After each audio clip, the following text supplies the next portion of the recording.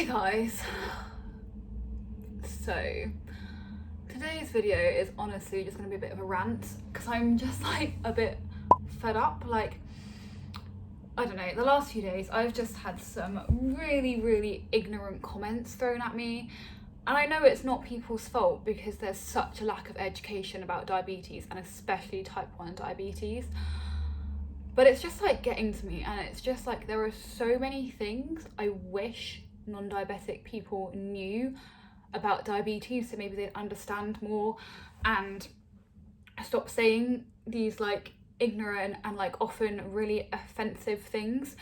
Like the other day I was in the gym and like someone saw this and they were like, oh, what is it? And I was like, oh, I'm diabetic, so I just have to have this to like monitor my blood sugar. And before I'd even got the sentence out, they were like, oh, but you don't look diabetic, like you're not fat, like how are you diabetic? That's not possible. And then you have to like explain like type 1 diabetes isn't anything to do with being fat. And then the other day I was like in this cafe and there were some really good desserts, and this person's like, I said to whoever they were with, they're like, oh my god, this is diabetes on a plate. And I'm like, no, it's absolutely not.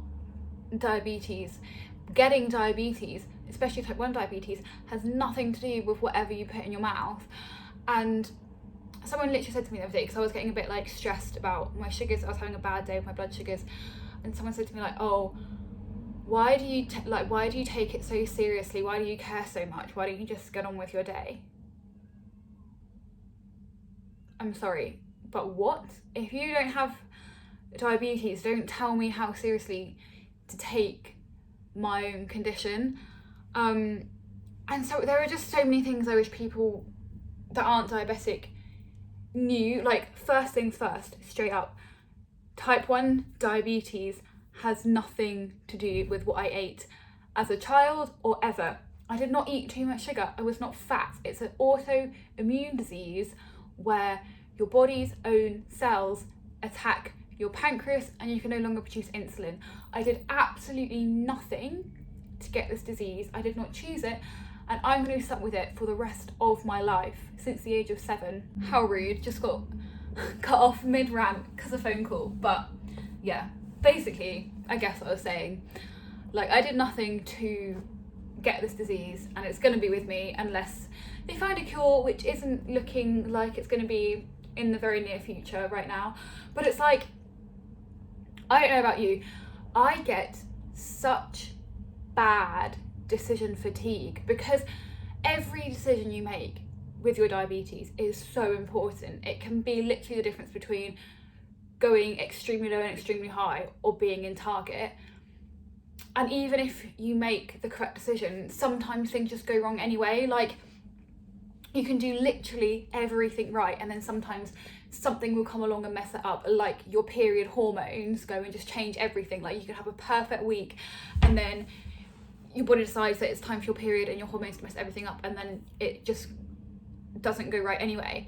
And it's like you make so many of these potentially life-changing decisions every single day that sometimes by the end of the day I don't have any decision power left to decide what I even want for dinner, or what colour I want to paint my nails, or where I want to go on a walk that day. Like, sometimes it's the most basic decisions. I literally cannot make them because I've made so many before. Like, I saw something recently that said like type 1 diabetics make on average 180 extra decisions a day, and it's like, well, how can you expect me to make effective decisions at the end of the day for things that are so much less important than decisions that are affecting my health? And so, like, I literally have to get sometimes so much outside advice on decisions like relating to my life because I just can't make those decisions anymore. Like, big life-changing decisions, I just can't. Sometimes I just feel like I can't make them because I've already used up all of my like decision-making power. And it's like, even choosing to eat certain foods feels like such a big decision because I know they're going to throw off my blood sugars. Like, sometimes I just want to go and eat a pizza and not have to worry about how much I'm going to inject and how I'm going to space out my injections and is it too late to eat pizza because I'm going to be asleep when I'm going to need to inject?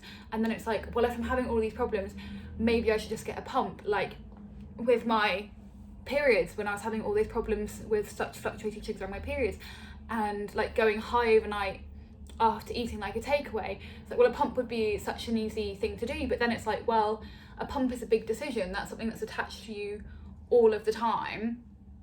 And then sometimes they're not even available. Like trying to get one on the NHS is so difficult. You have to prove that you actually need one.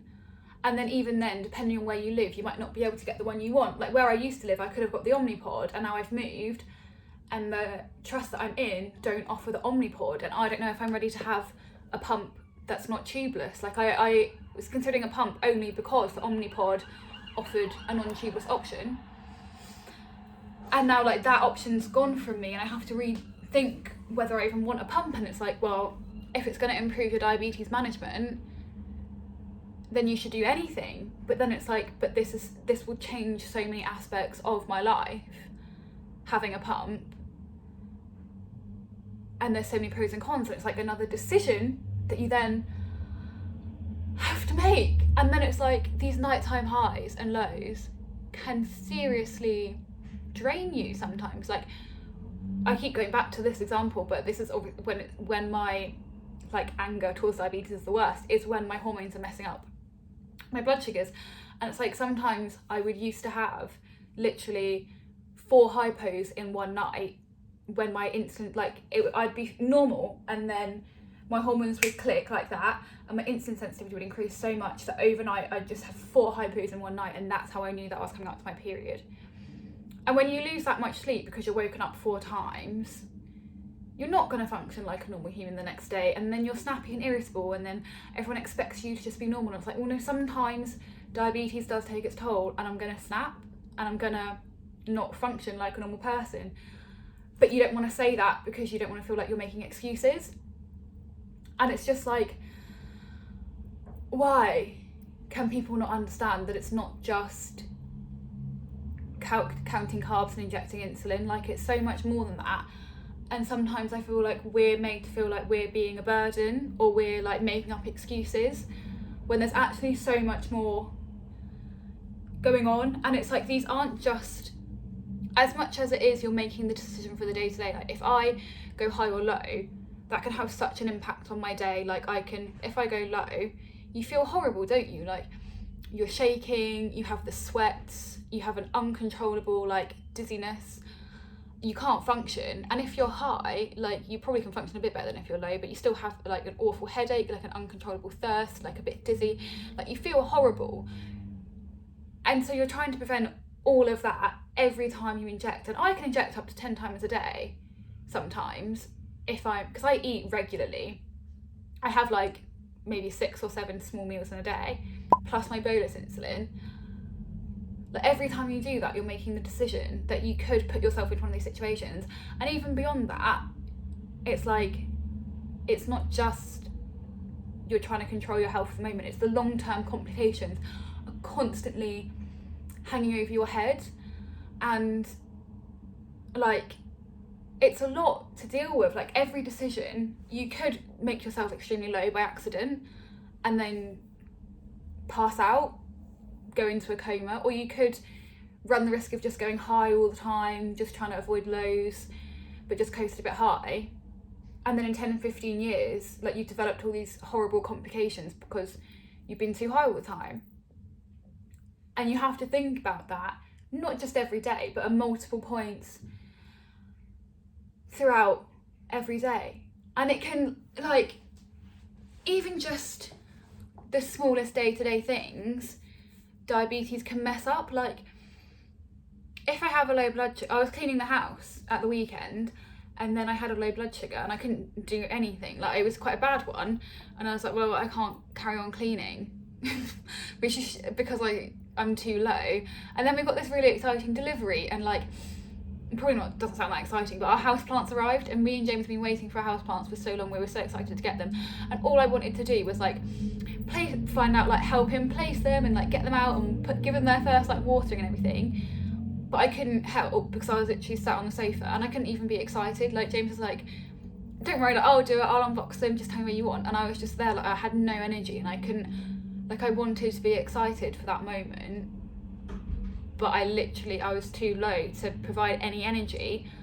And it's like those little moments, and even sometimes, like, you just want to go for a walk, but if you haven't planned so far in advance, you might not be able to. Like, I have to plan my walks into my day, because I need to make sure that when I start walking, my blood sugar is high enough, or I don't have any insulin on board, so that I don't go low. Like, the amount of times I've, like, just gone for a quick walk, like 20 minutes, and get back and I'm hypo because I hadn't planned it into my day. I just wanted to get some fresh air. And it's like every single thing you do, you have to plan so far in advance to avoid hypos and high blood sugars, and to be able to take care of your diabetes. And it's just like so much going on in your head the whole time, all day, every day. And like, that's just the little day-to-day things. Like, when he comes to talk about, like, the long-term things, like when we moved and when I went on my year abroad, I had to prepare so far in advance to make sure that I had my medication. Like, when I went to Russia, I had to, before, it was like, because I was going to France beforehand, it was like 10 months before I went away, I had to go and see bloody solicitors to get proof of my need for medication. It was like a 3-step process. I had to pay like nearly £200 to get verification that I need to take this medication into the country. And it's like, those, well, they're not even little, like the little day-to-day things add up. When you add those big things, it can be such an inconvenience on your life. And it's like, don't even get me started on the availability of diabetes technology in the UK. I mentioned this in my last video. I swear I could rant about it every single chance I get. But like, I love my Libra, don't get me wrong, I love it. But there's a version 3 out right now, and we're on the UK only getting version 1, and that's only if you qualify under these really strict criteria, because there's not the funding for it. And it's like the artificial pancreas. Like, I see on Instagram all the time people over like in America and in Australia who have like a closed loop system. Like, I want that. I really, really want that, because it makes your life so much easier, but there's not the funding. And so we just have to get by with what we have access to. And there's such a postcode lottery. Like I said, I can't get the Omnipod in the area where I live.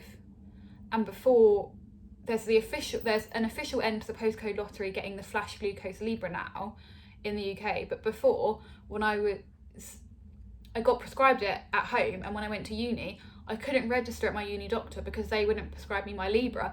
So I had to stay registered at home the whole time and get my dad to post me my prescriptions to get my medication. And that's just ridiculous. Like, we all live under the same NHS. Why can't the same technology be available to everyone? Like, that just doesn't make sense to me. And it's like, all of these things are going through our head all the time. Like, the little decisions about managing your diabetes daily. How much insulin do I do for this? Or I might exercise in a bit, or I might eat something else in a bit, or if I'm going to have alcohol, what's that going to do? Or if I go for an interview and there's going to be stress, what's that going to do to my sugars? It's these little decisions. And then there's the big ones, like, well, maybe do I want to go onto a pump or not? And then, do I need to plan ahead for anything? Like, when I was moving, I had to put my search for a pump on hold to move. And then you have to think about getting your prescription when you move. And you have to just think about all of these things all the time. When you go on holiday, it's like, well, how many extra supplies do I take? Number one, it's just annoying because it takes up loads of room in your luggage, where it's like, I could have packed an extra like 10 bikinis, but no, I have to take a load of needles, you know? Like, it's just these little inconveniences, and like money for hypo snacks, and having to always take out a bigger handbag to carry your insulin and your snacks, and always being that friend who everyone else gives their keys to on a night out because you have a bag and you have to carry everything else, and your bag ends up like 10 times heavier because you've got everyone else's crap in there.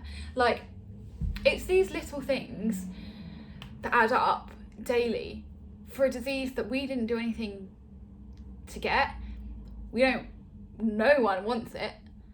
Like, and I try to keep it, like, I try to keep this channel really positive. Like, my whole ethos is like, you can control your diabetes, it doesn't control you. You can exercise with diabetes, you can be active. Like, diabetes doesn't stop you from doing anything, and it shouldn't, except these occasional day-to-day things that sometimes crop up when you have bad blood sugar. But in general, diabetes shouldn't stop you from doing anything. But sometimes when you hear one too many ignorant comments like, oh, that's diabetes on a plate, sometimes you just snap. And sometimes I think it's nice to know that you're not the only one snapping, which is why I thought I would record this rant for you guys. I'm not trying to be like a negative and be like, you need to worry about all these things. It's more like, I understand your frustrations, trust me. I live through your frustrations too. We all live through these frustrations. But I think if we share more about the stresses that we face, then they become easier and less taboo. Like, diabetes can really affect your mental health. Like, especially things like around food, where you're taught from such a young age, if you're diagnosed young, to count your carbs and weigh your food and always know exactly what you're eating. It can lead to some really messed up relationships with food. Like, I've suffered from an eating disorder for a long time that they think was linked to my diabetes, and I think it's 1 in 6 young people with diabetes end up with some form of eating disorder. And that's a crazy figure, yet there's no or very little mental health support for people with diabetes. Like, I was lucky, and there was a counsellor on site where I used to get treated, back where I used to live, for my diabetes. She's not there anymore because they cut her funding. And like, she was pivotal for me. Like, she's probably the reason why I'm so happy and healthy now. And lots of people never have access to someone like that. And back where I live, people won't in the future because the funding's been cut. And it's like, there's no or very little professional support out there for people with diabetes. So I feel like we need to be each other's support. And that's kind of why I filmed this video. Like, I mean, I just said it, but we all go through these moments where you just get frustrated and angry at the situation, angry at the diabetes itself and what it's doing to your mental health and to your body and your physical health, angry at like the systems that are in place in terms of how our medication is controlled and the lack of support that there is. Like, we all have these moments, and I just want you to know that if you ever have one of these moments, it's normal.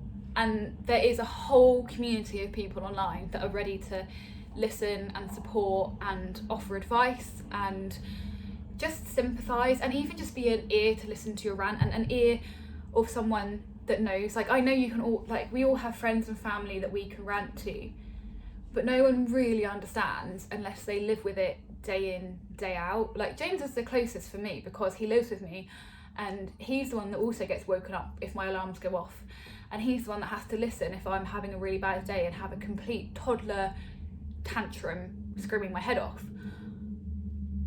But even then, he doesn't know the day-to-day little decisions. Well, he does know them, but he's not the one making them, and he doesn't and he's not in my head knowing exactly how many decisions I'm making every single day. And as much as people and our loved ones can offer support, I think having support from someone that really goes through it is really, really powerful. So I guess I'll end my rant here on the message that if you ever need a rant, need a ear to listen, want some like emotional support, you guys know where my DMs are over on Instagram. And if you're having one of these moments where you're just angry at it all, you're not alone, and it'll get better. There'll be a cure eventually, we hope.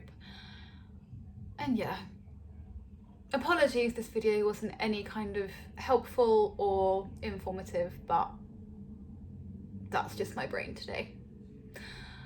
I hope you guys are in a better mood than I am, and I'll be back next week with a positive, informative, helpful video of some kind, I promise you. But for now, yeah, I'll see you guys in the next one. Have a fabulous day.